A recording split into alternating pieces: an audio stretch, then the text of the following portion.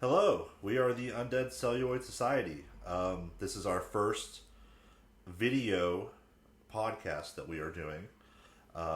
So if you guys are disappointed by the way we look, I'm sorry. So to kick off this episode, I guess we'll just introduce ourselves. My name is Michael. I'm Rachel. And today we are going to cover the 2023 film Winnie the Pooh, Blood and Honey. Winnie the Pooh, Blood and Honey is basically if Winnie the Pooh went evil and started killing everyone that came to 100 Acre Wood. Except for Christopher Robin. They just seem to really hate that guy for some reason. He is the center of all of their trauma, so... Yes. They are hell-bent on making his life hell and just torturing him. Yeah. And then for some reason, there's just like random hot girls that come and hang out in the woods. And die. They don't really have a lot of character to them at all. No, and that's something that I did point out was that, like, there was no character building. No, not at all. Except for the main girl. Sort of. She has like a 2-minute scene where she got like stalked by this guy, and then he like tried to take her clothes off while she was sleeping. Don't really know what the end goal was there, but I don't know. It was really weird. And also, while she had that in the story, it didn't like have anything to do with the rest of the movie. Like it was the reason why they were out there, but like that trauma never comes back up. That like Pooh just starts killing them all. Yeah, they didn't even tie it into like maybe her hearing things or, you know, thinking she's going crazy because she's seeing things or something. Yes. It was kind of pointless. Yeah. So when if you remember when this film was announced, it went insanely viral. Mm-hmm. Like the people were freaking out. Oh my gosh, they're making a Winnie the Pooh horror movie. So people had, I think, unrealistic expectations for a film with a budget of $100,000. This movie is a slasher. Yes, that's all it is. Through and through. You will see the limits of that budget because it is just a guy in a mask. It's just a Pooh mask on a dude with a pillow in his shirt to make himself look like he's fat. And Piglet also makes an appearance in this film. Piglet is also just a dude in a mask. A boar mask, it looks like, too. It doesn't look like a pig mask. No, there's tusks and everything. Yeah, it was weird. I will say I really liked the opening. Like, the drawing was surprisingly really well done for the film. That told the story of the background of the crossbreeds. Yeah,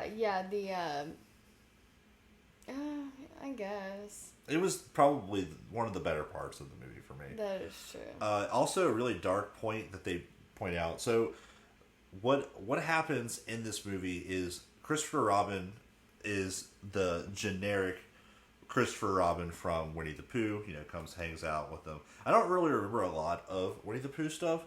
I barely remember Christopher Robin being in the show, from what I remember. But I could be wrong. Oh yeah, he's in there a lot. Maybe I just blocked him out for some reason.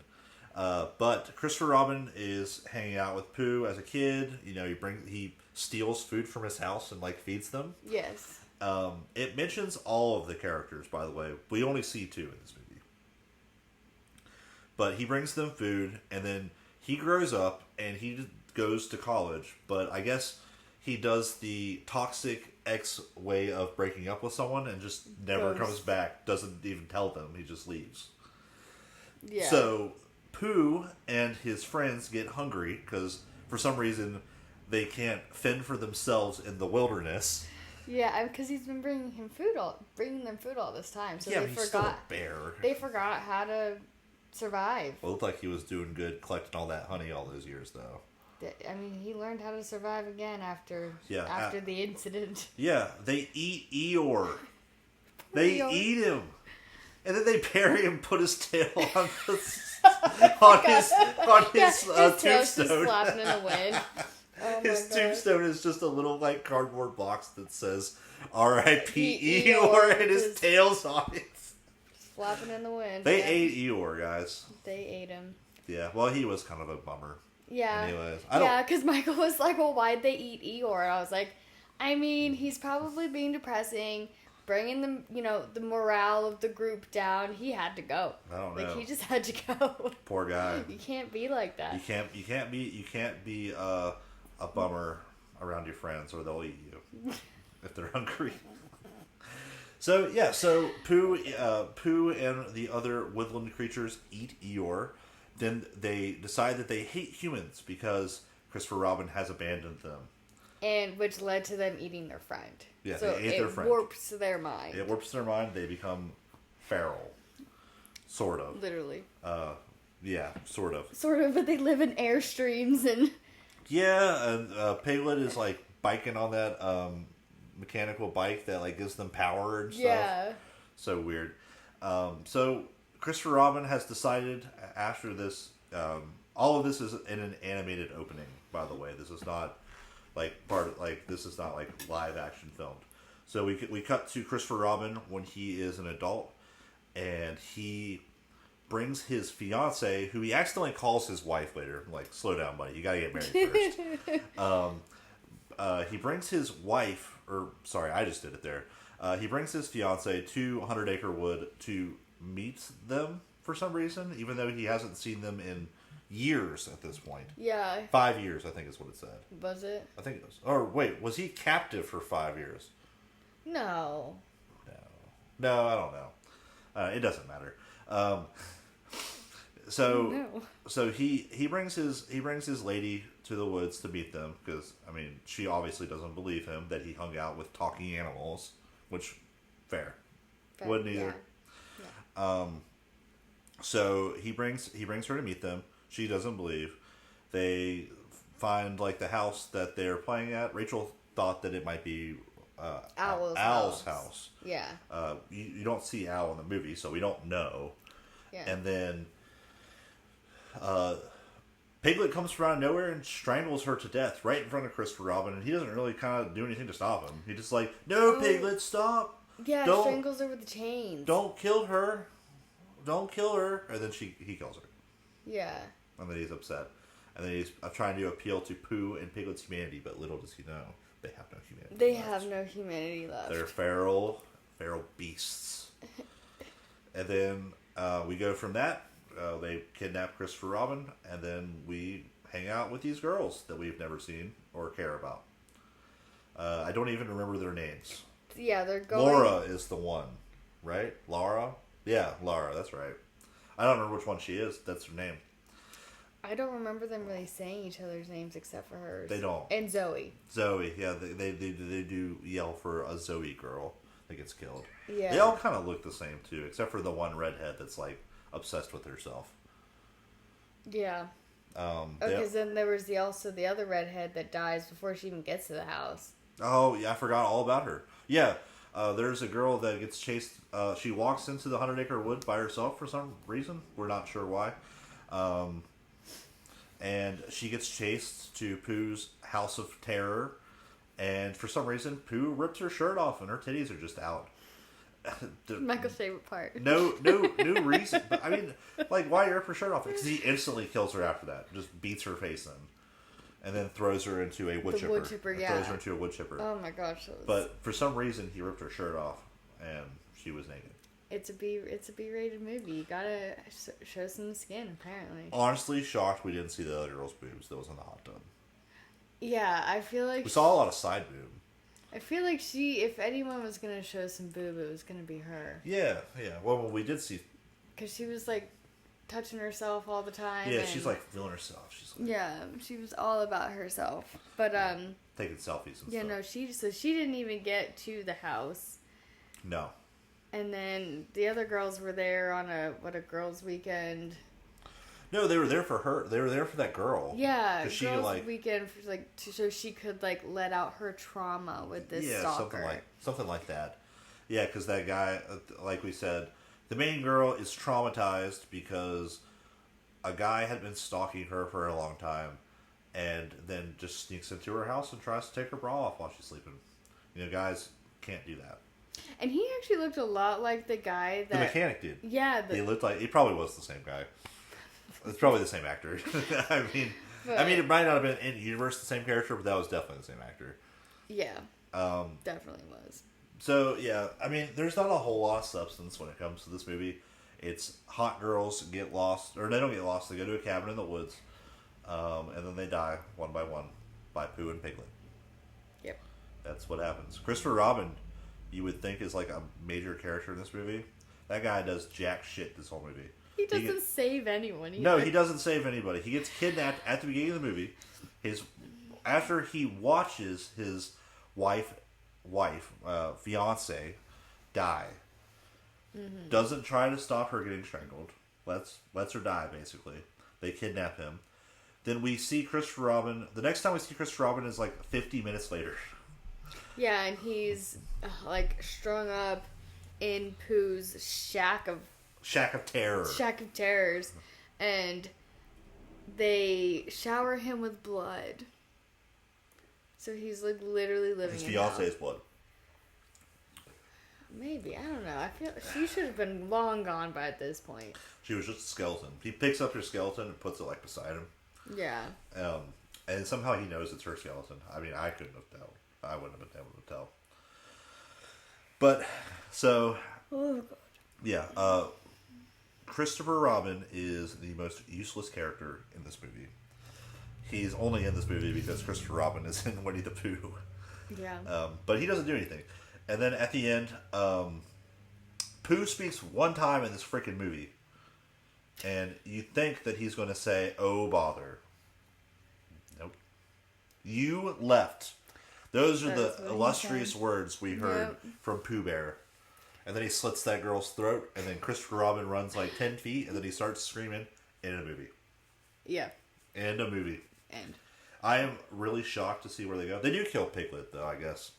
Did they, though? I don't know. Probably not. She just beat him in the head with a sledgehammer and he fell. Was that the blonde girl that killed him, too? No. It was the glasses girl? No. She's the one who got... She got her head ripped off and he threw it at the car. No, it wasn't the girl who died in the pool. It was her friend. Oh, who got the machete through her. Stuck it in her mouth. Yeah. That was very innuendo right there, what I did. Yeah, so this movie just ends abruptly with that. It ended like the way Christopher Robin abandoned his friends. Yeah. Exactly. It abandoned us the way Christopher Robin abandoned his friends. This movie just dipped on us, kind of like Christopher Robin did to his buddies. Yeah. I think, as far as my expectation for this movie, I mean, at this point, Tigger is not in the public domain when this movie had come out. Oh. So I was really upset that Tigger was not in this movie. I was wondering why. So I don't know which characters go in. Oh, the reason why is because Tigger is not introduced until the second Winnie the Pooh story. He's not in the first. So the first, if you're confused as to how this movie got made and Disney did not sue the shit out of them, the story Winnie the Pooh went into public domain the first of the year of 2022. And Disney owns the exclusive rights to their version of Winnie the Pooh.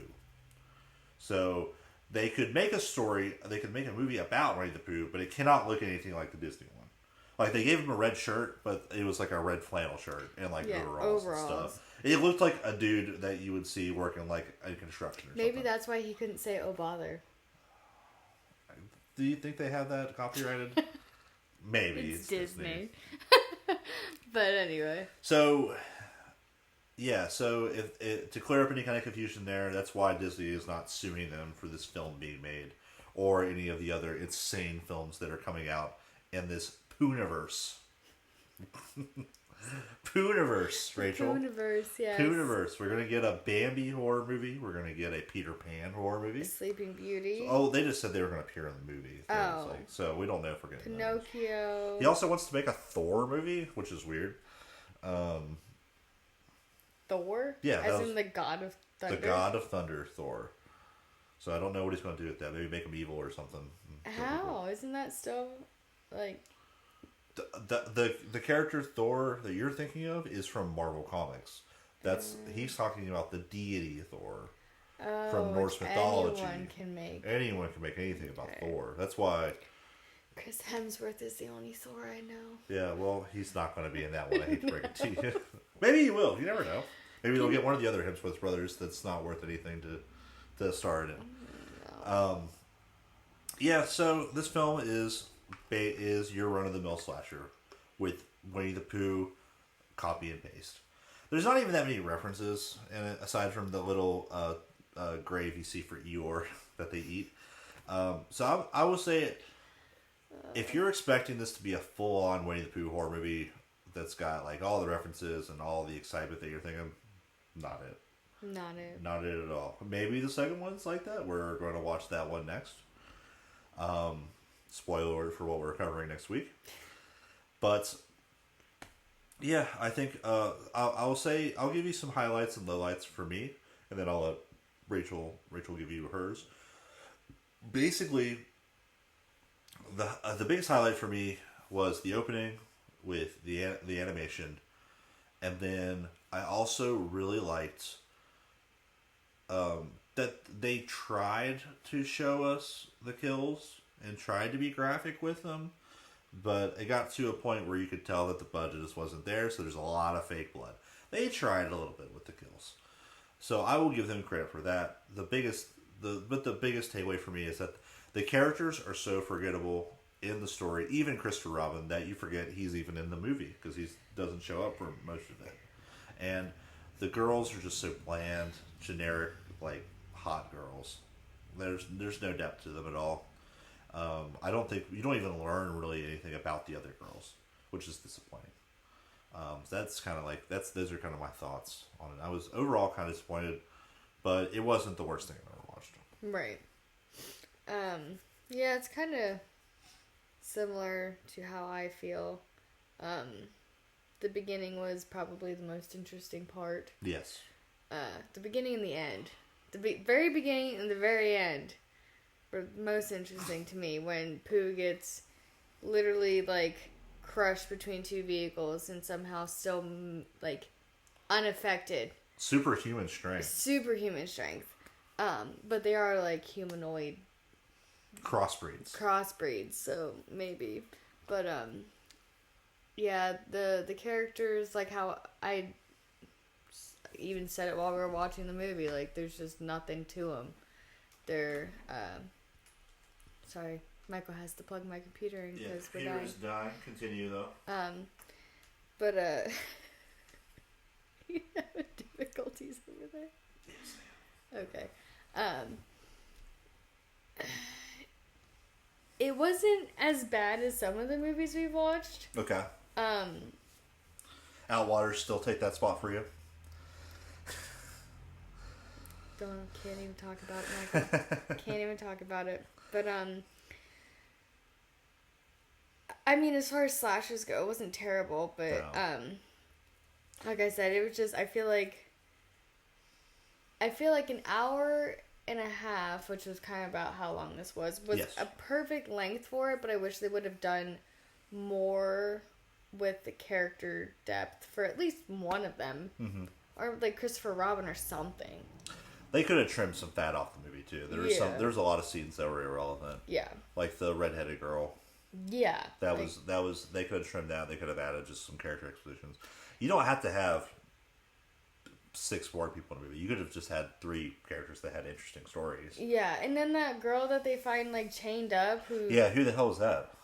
Just some random chick that's like chained up and like abused by Piglet. Yeah. She hates Piglet a lot. Yeah, she didn't have anything against Pooh. She hates Piglet. Yeah, and then she dies. Like it was the most pointless. Like they could have cut that out and added, but yeah. So that's how I feel about it. Yeah, overall similar sentiments. So we'll go into our ratings for this now. We have 2 separate ratings. We do a movie production rating, which is based on the budget, based on the cinematography, based on the acting, based on the script, based on the direction. And then we have our personal opinion rating, which is just how we feel about the movie. Both of those are out of 5. We combine those, and then it gets a score of 10. Mm-hmm. So I will go first with mine. As a movie production, I appreciate what they tried to do with the limited budget that they had.